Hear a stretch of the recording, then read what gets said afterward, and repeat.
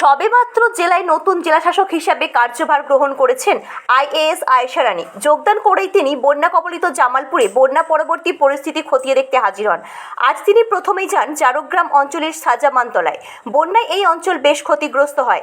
তার সঙ্গে ছিলেন অতিরিক্ত জেলাশাসক উন্নয়ন প্রসেনজিৎ দাস, সদর দক্ষিণ মহকুমা শাসক বুদ্ধদেব পান, বিধায়ক অলোক কুমার মাঝি, বিডিও পার্থসারথী দে, পঞ্চায়েত সমিতির সভাপতি পূর্ণিমা মালিক সহ সভাপতি ভূতনাথ মালিক, পূর্ত কর্মাধ্যক্ষ মেহমুদ খান, ব্লক কৃষি আধিকারিক সঞ্জিবুল ইসলাম, প্রধান নূরজাহান বিবি, পঞ্চায়েত সমিতির সদস্য আলাউদ্দিন শেখ সহ অন্যান্যরা।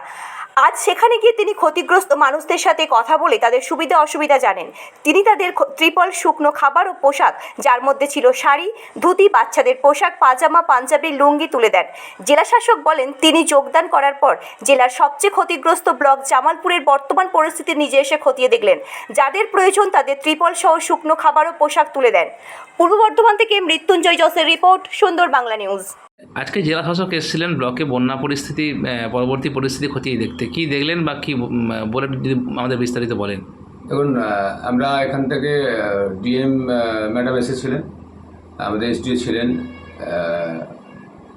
আরও আধিকারিক জেলার এসেছিলেন এবং এখানে বিডিও সাহেব ছিলেন, এমএলএ ছিল, আমাদের বিধায়ক এবং পঞ্চায়েত সমিতির সভাপতি, সকলেই আমরা জারগ্রাম অঞ্চলের সাজামানতলা আমরা গিয়েছিলাম।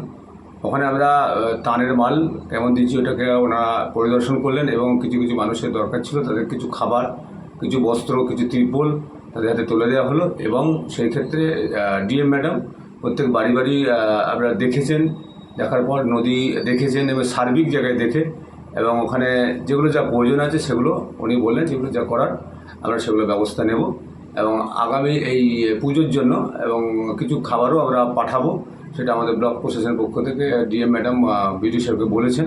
সেগুলো আমার যথেষ্ট, আমাদের যেমন দলীয়ভাবে যেমন আমরা করেছি, মাননীয় মুখ্যমন্ত্রী মমতা বন্দ্যোপাধ্যায় উনি আমাদের মামাটি মানুষের সরকারের পক্ষ থেকে যথেষ্ট হেল্প করেছে এবং আমরা দলীয়ভাবে সে হেল্প করেছি। ব্লক প্রশাসন থেকে শুরু করে সকলে মিলে আর পাশে আছি তো। এবং আমাদের যে ম্যাডাম এসেছিলেন উনি দেখেছেন, দেখে রায়না বেরিয়ে গেছেন।